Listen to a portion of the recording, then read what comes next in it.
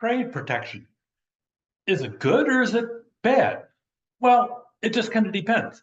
It kind of depends upon the fact whether or not your job is in jeopardy. If your job is in jeopardy, and by golly, we need to save American steel over these other foreign imports. If you're that steel worker, all of a sudden trade protection is a really good idea. You might actually spend money. You might actually go ahead and vote appropriately to save your job because somebody promises trade protection for your job. But maybe it's not your job. Maybe it's somebody else's job down the street. Maybe it's a manufacturer that needs to go ahead and ship goods out of the country and export the goods. And maybe you need to have that business. So maybe trade protection is a bad idea for your company because maybe you'll be able to get more work if you can sell your product to other countries. It really is this side or that side. And I'm not certain either side is a good side. It just depends what hat you're wearing today. So we talk about trade protectionism. You have a couple types of tariffs. Now, a tariff is a tax, and the tax is paid for by the person on the other side. So in other words, if you're importing goods from Vietnam, let's say you're in a textile business and you're getting a whole container shipment full of 10,000 t-shirts with certain different traits on them that you desired out of Vietnam. So that container comes to the United States. The manufacturer in Vietnam does not pay the tariff. You, as the buyer of it, the American buyer of it, you pay the tariff. And it just depends. It depends what classification of goods that it may be in.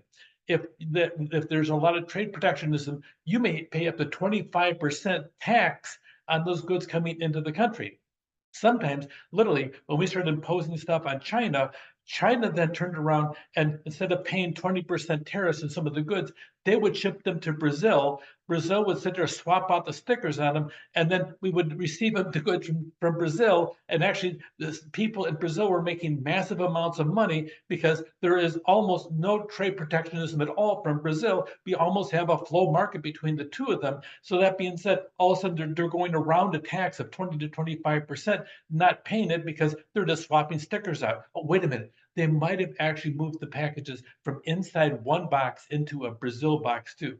I don't think so. But that being said, you have different aspects of it. Sometimes you have a protective revenue and a tariff, and you want to sit down and have that tariff to protect jobs. And other times you just want to get some money. So it just depends what you're doing for trade protectionism. But there's two. But I really just want you to know the fact that there's tariffs, and the people that pay the tariffs are the people that receive the goods, not the manufacturers. Some worker believes we've lost so many jobs due to imported products that by the time you're all done, should we place anything on tariffs on the imported products? There's merit to that about keeping the jobs here, stop outsourcing. We talked about that already. And sometimes the other term for outsourcing is offshoring. In other words, outsourcing the jobs or off our shores someplace else. So sometimes you'll have different aspects of it. Sometimes you'll have an import quota. You can no more, Japan, you cannot send those trucks over here because of the fact there's an import quota. We only receive 200,000 trucks a year. Literally, once upon a time back in the 90s, some of the Toyota pickup trucks, the teeny tiny ones, they came over here. And in the process, the small trucks, they put 2 extra seats in the bed of the truck.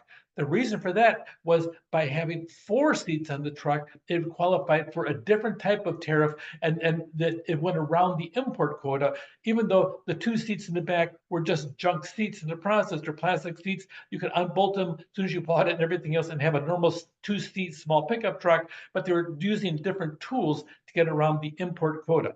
Sometimes you do a total ban, an embargo. We now have an embargo against your country because you're bad people. We don't like you, and you don't use mouthwash after you brush your teeth. So it just depends what the rules are. Sometimes you go into a full-blown embargo and stop all trades due to some diplomatic issue, due to some type of cultural differences, due to the fact that maybe you have a terrorist nation out there in the process as well. So it just depends. You'll see imports, you'll see tariffs, you'll see quotas, you'll see embargoes. So there's a couple organizations. One is GATT, the General Agreement of Tariffs and Trade. That really is an agreement. It's a forum to reduce the reductions in trade restrictions. The idea is more open borders. You also have another one out there that looks at cross-border trade issues called the WTO. Usually people refer to it as WTO more, in my experience, than the World Trade Organization. That's to sit down and try to sit down and have a peaceful way to resolve problems about tariffs and a problem. You'll see a lot of organizations are out there, and they're actually joint conglomerates of companies or countries trying to work out the different aspects of. You have the European Union. European Union is nothing more than a gathering of all the European countries that don't have any trade restrictions between them.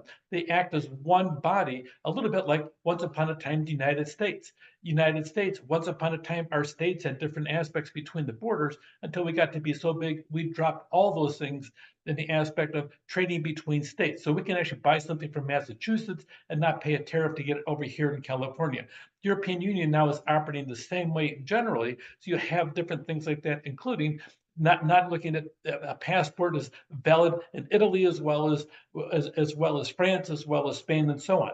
You have another word, Mercosur, ASEAN, the COMESA. You have that. Here's the European Union. All the different members over there. You'll see them in the light green color. England, once upon a time, the United Kingdom was part of it, and they withdrew from the agreement because they felt it wasn't in their best interest. So you'll see the European Union, usually referred to as the EU, may be expanding in the process in the days to come. Britain, they exit, you'll see the word exit in the word BR and then exit. Brexit, they called it. January 31st, 2020, they withdrew from the bloc that they voted for from 4 years earlier. So that being said, that departure ended 40 years of economic and political cooperation, and we're waiting to see what are going to be the final consequences of it. Really, it doesn't seem to have rattled or shook up anybody in the EU or England in the process at this point. We have a really big deal over here called the USMCA. It changed the dynamics of our trade. China was our number one trade partner for well over almost 2 full decades. When we signed the USMCA, we had some issues over here. Mexico does not even have close to the environmental rules that you have in the United States. So all of a sudden, if we signed an agreement just like, oh yeah, bring your goods over here, you had a couple issues. Number one, they're polluting at a massive scale compared to the United States. That's not fair. And it wasn't fair. So that being said, they sat down. Mexico implemented a whole series of regulations that they implemented and actually improved their environment. The other part is we're getting trucks out of Mexico that were pretty much wrecks waiting to happen. They were disintegrating. They had axles that were wobbly. They had bad tires. They had all kinds of things. They had to sit down and tighten up their rules about the trailers they're bringing so it didn't create a hazard on our highways. They really improved quite a bit of things in Mexico. They also had a couple other things in there. The aspect of one oddball thing was they wanted to raise the rate that is paid to the auto industry workers in Mexico. And so literally you're dealing with a country that in 2004 they're paying the average auto worker $4.50 a day to work on the assembly line. Well, now they're talking about $16.50 an hour, primarily not because we're nice people, although we're nice people because we're Americans, of course. No, the motivation was make Mexico pay more money to the auto workers so we stop losing auto worker jobs from the United States going to Mexico. Anyway, by the time it was all done, you had Mexico now as the number one trade partner, number two is Canada, and China moved to number three. So really, it really helped overall the North America group called the USMCA. It's a positive thing. You also have the Central America Free Trade Agreement, which is very similar, and you'll see the countries, Costa Rica, Dominican Republic, El Salvador, Guatemala, Honduras, and Nicaragua signed into law in 2005. You'll see different aspects of it.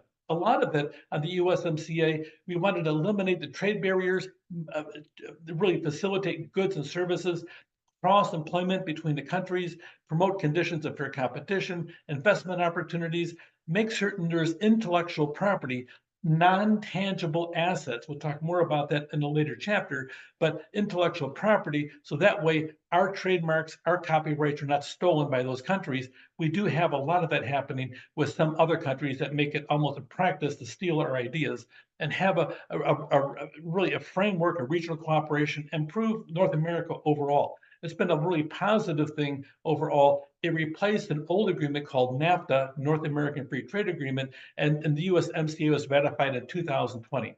It really improved overall a lot of things, especially the relationship with our two number one and number two trade partners.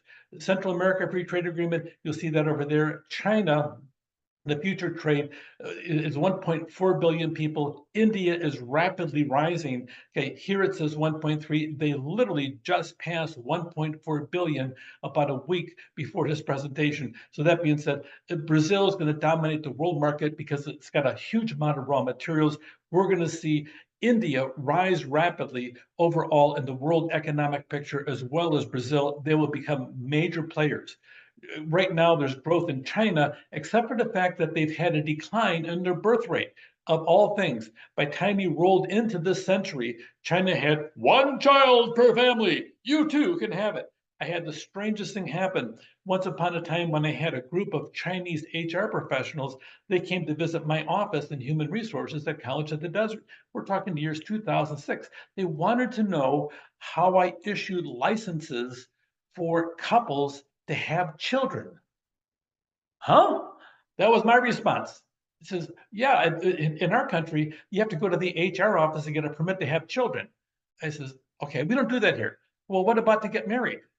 You had to get approval from the HR office. Well, yeah, we had to control the population. Okay, I kind of rolled my eyes and I never realized the depth of different aspects of it. And so you have that aspect. So now the China has thrown out the one child per family rule. Literally, it was a big deal to the point that some parents were actually hiding their children or doing other horrible things. I'll let you visualize what that could be to make certain they complied.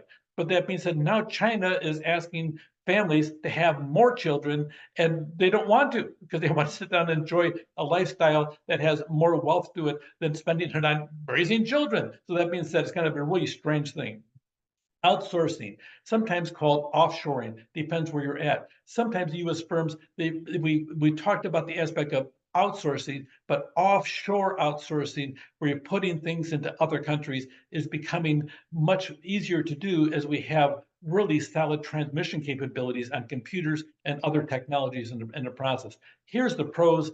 Take your less strategic tasks that can be outsourced globally, and the cons, you lose jobs in your own country. It depends which hat you're wearing. If you want to sit down and make money off of this or make money by saving jobs and employing more people in your economy. So globalization and your future, by the time you're all done, really, if you can know multiple languages, for those of you that are bilingual, you need to sit down there and pay attention. You can monetize that as a job opportunity by working for a multinational. If you know English and Spanish, okay, not Spanglish, Spanish, okay, you have a huge head start because we're going to have a population change in the next 30 years that's going to really depend upon more ability to speak the Spanish language. On top of that, do you speak Mandarin Chinese? You speak French. These are some of the world's big trade languages. You too can monetize, in other words, make money by knowing how to speak multiple language. Globalization is real. Economic competition promises to intensify. A lot of it, by the time we're all done, we're looking at trade protection. It's a barrier to trade or protection to jobs. It's actually both, but you too can monetize your special skill sets and sit down and have an opportunity to create your own extra wealth in the process. Trade protectionism, good, bad, depends which hat you're wearing on which day. Take care.